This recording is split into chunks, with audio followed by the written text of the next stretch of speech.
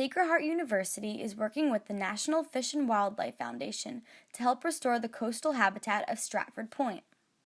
The coastline at Stratford Point was contaminated by lead, and in an effort to clean up the beach, the shoreline was dredged, which inevitably destroyed the habitat. In an effort to restore the deterioration of the coastline habitats, we are using an approach referred to as marsh edge stabilization. In this approach, we create a living shoreline based on dynamic and inherent ecological values. Reef balls are a part of the stabilization effort. These structures encourage colonization by fish and invertebrates, allow for movement of water and sediment, as well as dampen wave energy. The reef balls slow down the erosion of the beach and allow for sediments to deposit. The purpose of this project is to examine the recovery of the interconnected habitats of an estuary through the installment of reef structures, salt marsh grass, and soft-structured reinforced dunes for shoreline stabilization and resiliency.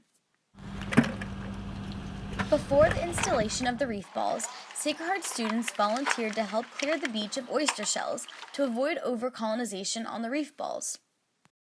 The installment of these reef balls is intended to create more shelter for fish, plants, and wildlife to thrive, as well as protect the Connecticut coastline from the devastating weather that has previously eroded our shores in the past. As time progresses, the development and growth of these reef balls is expected to slowly increase, one day giving way to a highly developed coastal ecosystem.